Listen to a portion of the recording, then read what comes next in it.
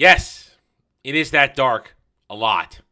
And two, that's how we all feel watching this show. We wish we could just disappear.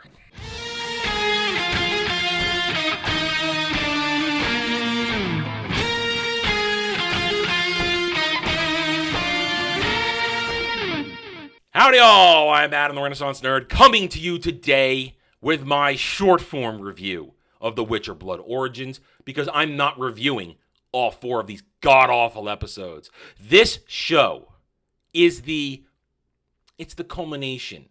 It is the child of everything that's wrong with fantasy genre, science fiction storytelling on television, streaming, whatever you want to call it, today.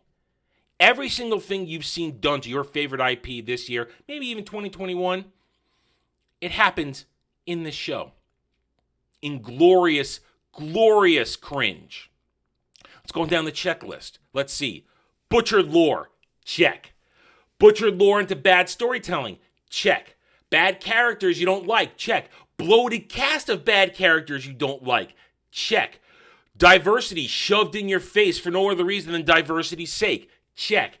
Horrible costume design, check. Horrible dialogue, bad writing, check. Bad music, check. Horrible direction, check. Horrible editing, check. All of it's bad. It's just terrible. What am I going to go through for this review here? I'm going to give you a brief overlay of what happens in this terrible, terrible show. I'm going to go through those checklists that I just mentioned on why they're all bad and why they make it even worse. What happens in The Witcher Blood Origins? Simply put, it's a prequel that is a Frankenstein abomination of the actual lore of The Witcher. They took major events like the conjunction of spheres, the appearance of monsters, and the creation of the first Witcher and jam-packed it all in there in one little tight abomination Frankenstein ball. Because, one more thing for the checklist. Time. Once again, as with Rings of Power, Wheel of Time, much of Disney Star Wars, they do not account for the passage of time properly. They can't seem to get the concept that time moves and it takes time to get from A to B. That events happening on the screen if they're going to happen at the same time, you have to account for the difference in travel time. They don't get it. What's happening in this? This is basically, we are at the height of elven power, I guess. I don't know. 3 kingdoms, elven kingdoms are at war. You've got one of your characters, I'm going to call him Bearded Axe Guy, because I don't remember his goddamn name. These are all made-up characters. They're not real. They're butchered lore. A Bearded Axe Elf Guy, he is the protector of the elven kingdom of Kantra, whatever, I don't care. He's having an affair with the princess of the realm, who is about to be married off to another kingdom of elves to create peace. Oh, I know. That's logical, isn't it? It's actual medieval politics. Marry off the unwed sister princess to create peace with another kingdom.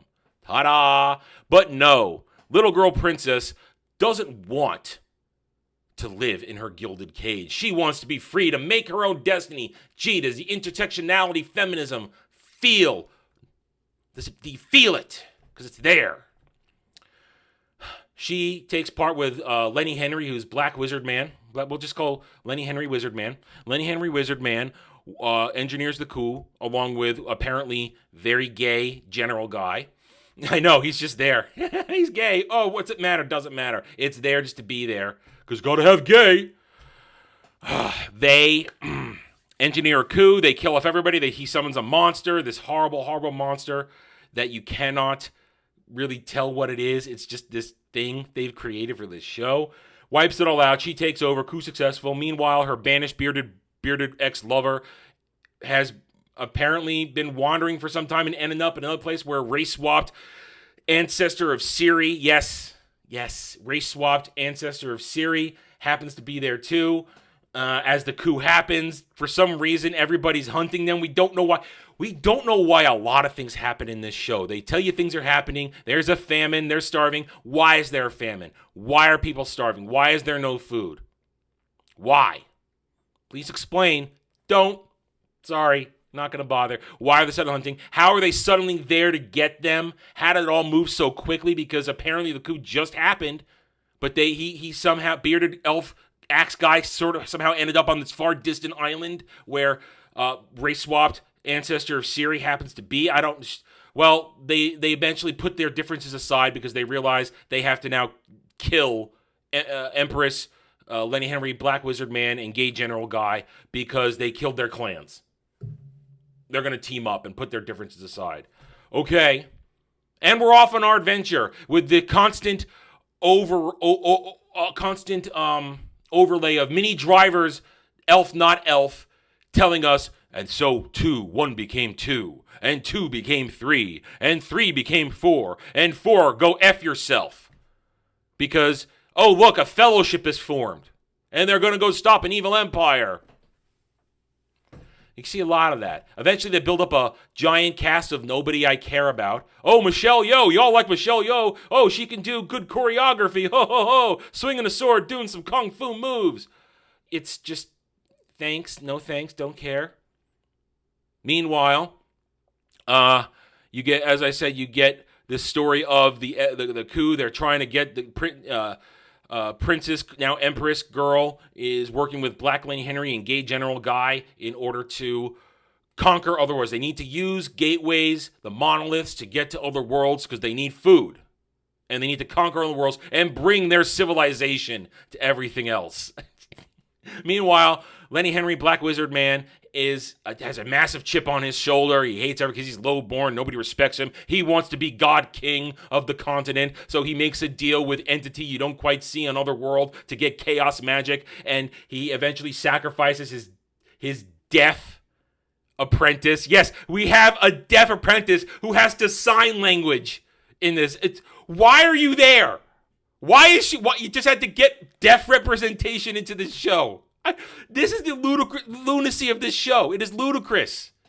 And eventually you get you meet Wizard, Wafy Soy Boy Wizard, who made who understood the monoliths, and he could make the Witcher serum because they need to beat the beast who's guarding the Empress. I mean, it's all convoluted and messed up.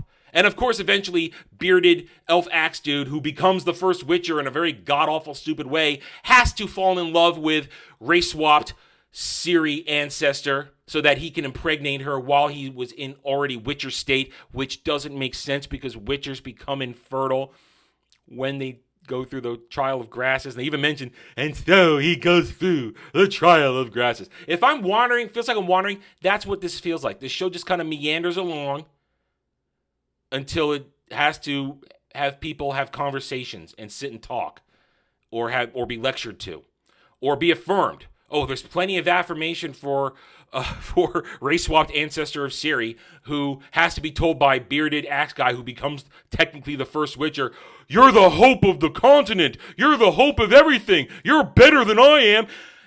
To be topped off by the fact when he's actually fighting the monster in full kind of half-monster Witcher mode, fighting the giant beastie towards the end, she actually saves him. He is going to get ganked. She saves him at the last second so that he can then throw a sword in it as it's dive-bombing them. Oh, it's all there. Everything you hate about today's genre storytelling is here. That's the story. Now let's dive into the nitpicky stuff of what I told you. They butchered the lore according to what I understand. Remember, I'm not a lore guy of Witcher. I just played the video games. And I didn't pay attention to a lot of the lore. I just played through it. Conjunction of Spheres happens before the first Witcher is born. No, they had the Witcher be made, and this one happens centuries later. None of it makes sense. And he just had to be a badass elf, because that'll piss Geralt off. So they butcher the lore. They create a bunch of characters that don't exist from my understanding. They race swap, they sexuality swap, they just put them in there. They put in what they think are clever Easter eggs throughout the whole thing, which are not clever at all.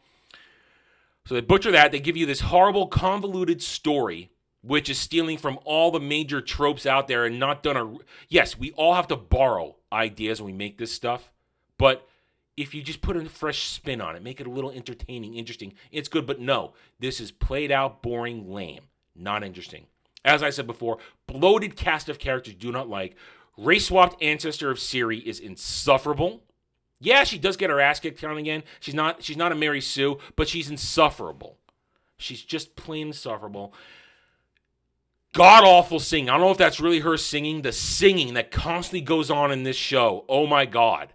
Because at one point, she sings. She basically does a Scarlett Johansson Black Widow to Mark Ruffalo Hulk of, oh, sun's getting real low, big guy. She basically does a sun's getting real low, big guy thing to calm him down before she has to kill him because he's out of control. But the singing is horrible. It's cringe. It's terrible whenever it comes up. These characters, there's so many of them. I don't know their names. I don't care because they're horrible. They're annoying. We have characters coming in with basically, they'll tell you their backstory and you don't care. Or you have the little gay dwarf who named her hammer after her dead girlfriend who got abused and murdered by other elves and then made it with her ashes, so she talks to it like a crazy person. Probably F's it too. And you see her story, but you see it, but you don't see it. And then she's a Mary Sue. She could do no wrong. She's perfect. Little dwarf girl is perfect. She destroys everybody in a fight. She could take an arrow to the shoulder right here and still fire an arrow, a bow and arrow, perfectly, mind you. 2 arrows at once, a good 50, 60 yards to hit 2 targets who are running away. She can just walk around and slam people with her hammer, no problem. Never really takes a lot of damage. She's perfect. And she's got forced humor. And she's kooky, insane, funny. No, she's annoying. And of course, she's gay. So you have to like her. No, I don't. I hate them all. So you got a bunch of overbloated cast of characters who you can't remember their names. You don't know who they are. Moving on from that. Then let's see. What else? Oh, the dialogue. This show suffers from the continuing. This has been going on for years, but it continues. This perception in these writers' rooms that every third word has to be an F-bomb. F-idiot. The show opens, the first word of dialogue from Yaskier, the dandelion stand-in in this series. He's about to be going, oh, F-idiot, F-F, F-idiot, F-F. He literally, that's the first lines. F-O, F-idiot, F-F. This isn't good writing. And if you play the drinking game, you can't put the F-bomb in there because you'll be drunk in the first 20 minutes. But you can play they say cock a lot. That's in there. How many times do they reference people's junk in this show? That's a drinking game. How many lines do they steal from other movies? Come with me. Literally, Dwarf Girl 1 point says, come with me if you want to live. Do you think you're funny doing that? No, you're not. And at the same time, it's modern day vernacular a lot. Modern day vernacular, nobody wants to hear Zoomer speech that you hear when you walk down the street. Nobody wants to hear that. Not to mention, there's 1,001 accents in this show that don't make sense. Some people have accents, some people don't. If you're all from the same region, why don't you all have the same accent? Poor planning. Good Lord. Costume, terrible. They all look horrible. Music is so lame, and sometimes the editing is so bad that it overlays on the dialogue, and you can't hear the dialogue. And when you want to talk about the direction and editing, once again, everything's too goddamn dark.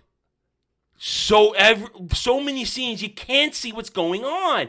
It's supposed to be realism because they didn't have light everywhere. I don't care. This is a medium that I'm supposed to be watching and seeing what's going on. And I can't see what's going on like 40 or 50% of the time. It's ridiculous. That's this show in a nutshell. Not to mention, as I said, the passage of time. They do not comprehend it. The perfect example of what the hell. When Bearded Axe guy who's going to become the first Witcher meets race-swapped ancestor of Ciri, they fight some guys and he takes a wound to his side. And then they need to travel back to the continent from the island on, which according to my buddy Jed, I heard from him, that should have taken 3 weeks from that off to take the ship to get to the continent during the coup. Then they arrived on the continent, And then they had to go search for Michelle Yeoh's character. And when they finally meet Michelle Yeoh's character, you see bearded axe guy who's going to become the first Witcher lift up his shirt and first tend to the wound that he received way back on the island. It hasn't been stitched shut. It's not bandaged. It's an open wound, still bleeding. He's first searing it shut there. What? What? No concept of time.